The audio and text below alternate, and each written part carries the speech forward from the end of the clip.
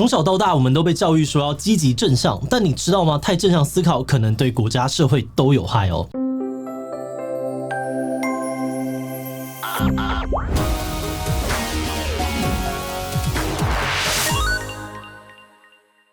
Hello， 大家好，我是志祺。现在社会从学校教育啊、企业训练到网红 KOL 的鸡汤文呢，都在教你做人要快乐一点、正向一点。面对困境的时候，也不应该抱怨，往好处看，生活才会更加的美好。但是这种论述，很多人也并不买单。所以呢，近几年出现了不少厌世毒鸡汤，用我就烂的方式去抵抗这些乐观主义者。而今天的七七说书呢，要聊的是这本可以说是现代毒鸡汤的经典《失控的正向思考》。作者芭芭拉·艾伦瑞认为呢，失控的正向思考不但不能够帮助人成功，反而还会带来更多的伤害，甚至还会毁掉整个美国社会。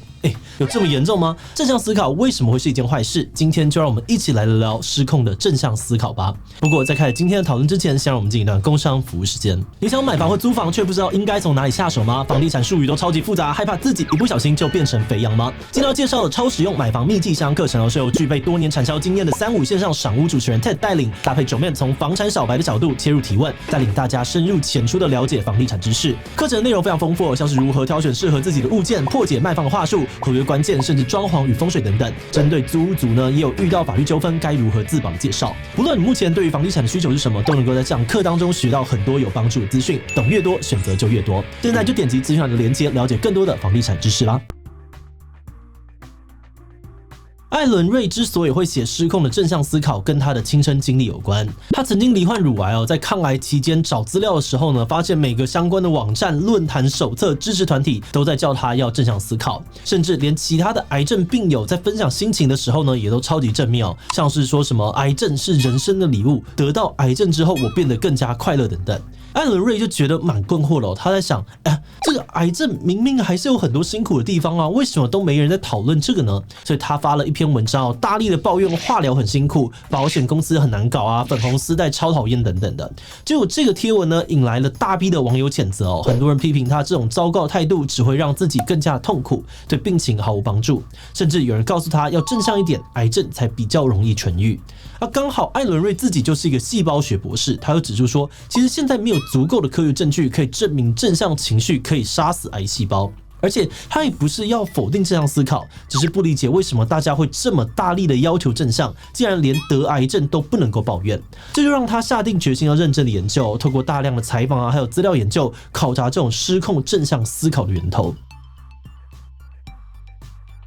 作者认为，正向思考最基本的定义就是叫人遇到坏事的时候要往好处去看，让你觉得眼前的状况变得没有那么糟。正向思考家们主张说，你的想法是会影响真实世界的，所以只要心态乐观，就会对现实生活带来好处。一个最有名的案例呢，就是你可能也听过的励志书《秘密》。这本书推广所谓的吸引力法则，大意是说，只要你克服负面的情绪，努力相信好事会发生，那全宇宙都会来帮你实现。举例来说，书里面会教你做一个梦想板，在上面贴你想要得到的东西，像是车子啊、房子啊、钞票的照片等等，然后每天盯着这个梦想板2-3分钟，用力的想象自己能够梦想成真，那你就能够获得想要的东西。艾伦瑞就批评说这完全就是在胡扯，一点科学根据都没有。但这本书呢，却在全世界热销超过了500万本，大受欢迎。而且秘密还是比较极端的例子。艾伦瑞认为呢，其实从人际关系训练大师卡内基、学校企业到宗教场所呢，全美国社会都过度的鼓吹正向思考，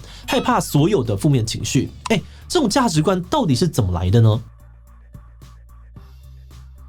根据作者的考察失控正向思考的源头其实源自于17世纪的基督教科尔文教派不过这个教派呢，并不是要叫大家都要快快乐乐的教派，相反的呢，他们的主张超级严格。科尔文教派认为人要得到救赎，就必须要非常非常努力的工作，不可以贪图享乐，而且还要一直自我检视自己够不够好。在17到19世纪，很多人因为这样子压力山大，变得精神衰弱、体弱多病，形成了集体的宗教忧郁。所以到了19世纪的时候呢，开始有人站出来主张要用生活快乐学去对抗克尔文主义。当时新思想运动发起人昆比呢，强调人类可以用正向的心灵去克服这种因为宗教引起的疾病。昆比的做法也真的治好了很多人，因此很多的信徒抛弃克尔文，转而相信新思想。后来有个推崇新思想的牧师皮尔，又再把里面的正向思考概念发扬光大。不过在这个阶段呢，这样思考还比较局限在个人跟宗教领域，它真正普及开来的时间是在1980年代。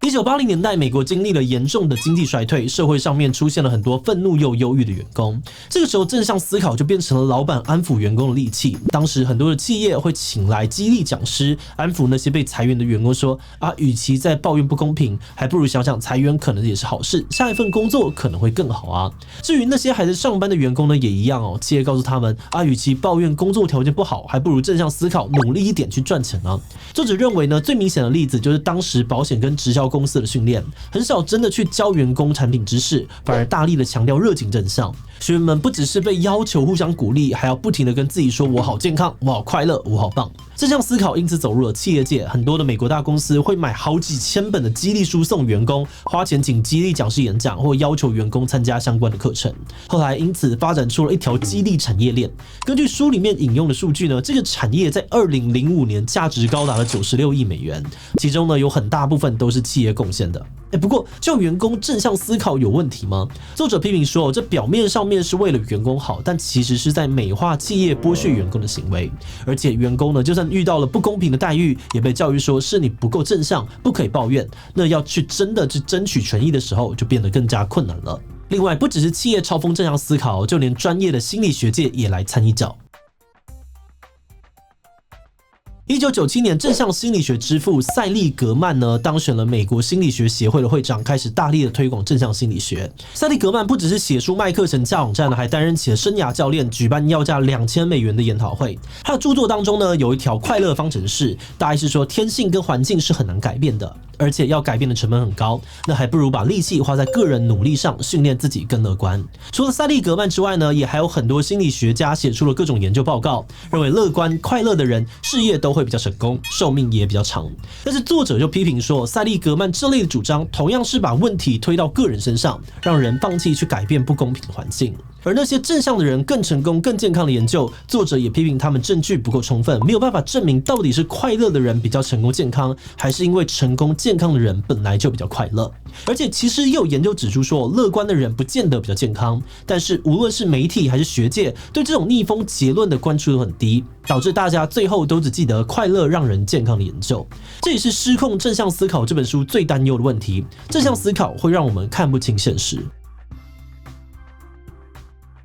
很多人会质疑作者说，就算正向思考不会让人健康又成功，那也没有坏处啊。想要快乐过生活有问题吗？作者的观点是呢，乐观当然没有问题哦，他也不反对大家去内在探索啊和自我成长。他批评的是过度乐观，因为是会让人只看到自己想要看的事，用自己的幻想来蒙蔽现实。他认为这种集体乐观主义让美国人常常过度自信，容易去忽略自己不想看到的警讯。他用2008年金融海啸为例哦，说当时其实已经有分析师警告自己房贷一定会引发房市的泡沫，但没有人愿意听这种扫兴的消息，错过了解决问题的时机。而另外，他也批评说，这样思考就跟最早的克尔文教派一样，要求大家一直去自我审查。这不只呢会让人觉得压力很大，也常常会把外在的这个社会问题都归咎到个人身上，让人失去了改革的动力。他强调说，世界是不会自己变好的，真正的正向思考呢，应该是带着勇气去正视问题，然后务实的思考解决方法，而不是去解决那些提出问题的人，怪他们不够正向。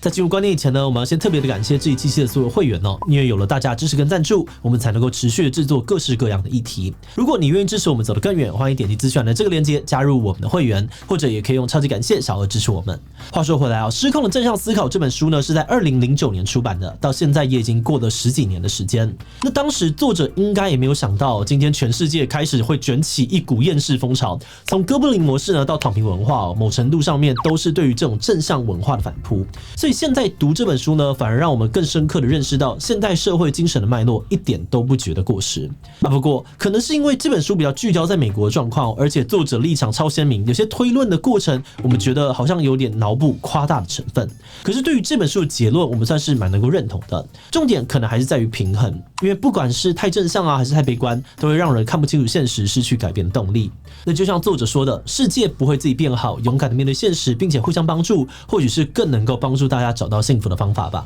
那当然，今天谈到的都还只是这本书的皮毛，像是里面提到的直销训练啊，还有基督教成功神学等等的讨论都很精彩，而且作者各种疯狂吐槽也超级好笑，是一本扎实但又很好读的作品，推荐大家亲自去看看，支持好书跟出版社哦。那最后想问大家，你觉得自己是一个正向思考的人吗？我觉得自己偏正向，因为就算问题不会解决，自己的心里呢也会比较舒服。B， 我觉得自己偏悲观哦，一直强调正向思考只会让人活得更痛苦。C， 我觉得自己很平衡哦，这样呢才容易看清楚问题。提其他留言告诉我们吧。最后，如果你喜欢今天的影片，欢迎分享出去，让更多人知道失控的正向思考。此外，也可以点击这个地方看看我就烂以及自恋狂的讨论。那么今天的这一期就到这边告一段落，我们就明晚再见喽。